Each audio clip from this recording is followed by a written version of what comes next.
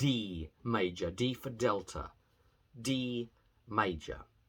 Now, we're not going to like teach you, oh, here's all the majors and here's all the minors, because some of them are a bit more challenging shapes.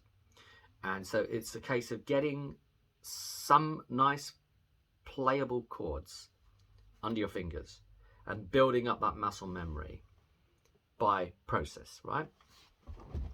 So the D major, this is a new concept to you. This uses the 4 bottom strings. So it'll be from the D string downwards. So the D string will be open, which is what gives it its name. Okay.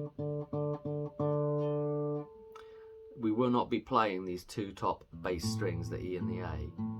You will not play them. Once you are learning these chords and you're trying to strum with your hand and that, you'll probably end up accidentally hitting them, right? And getting this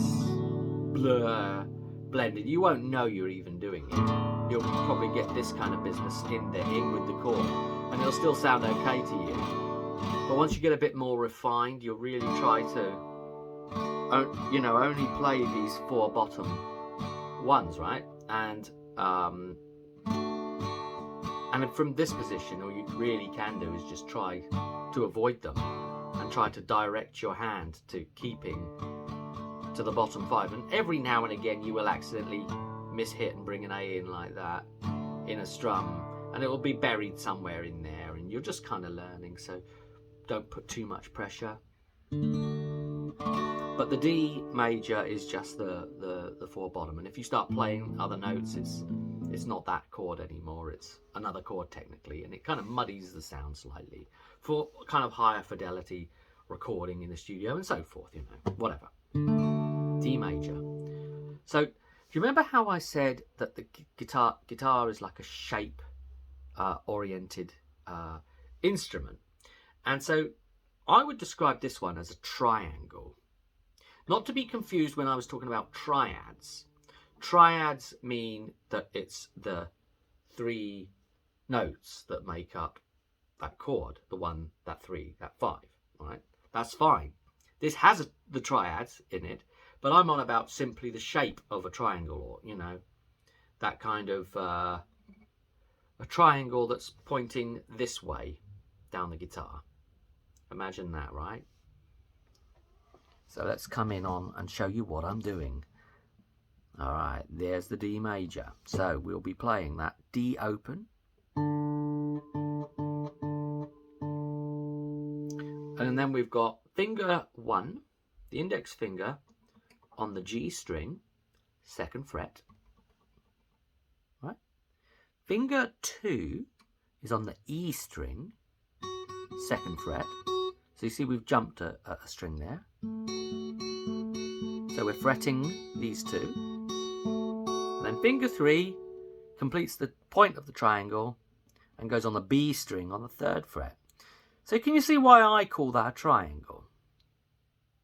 There's the bottom of your triangle and there's the point of the triangle. And play the D string downwards, all of them. Or you can play upwards as well. But yeah, and that's a D major.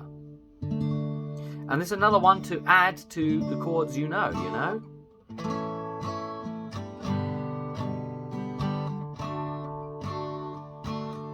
You can go from like a, you know, experiment. I've just started going to the D and then the A you first learned, and then to that G. Try going to E minor. You could start writing a song to that, couldn't you? Da dee dee da da dee da.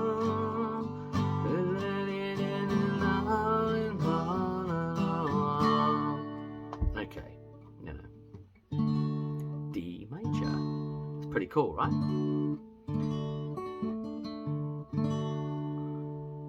So yeah, that's that little triangular shape, and I'll give you it in tablature as XX 0, 2, 3, 2.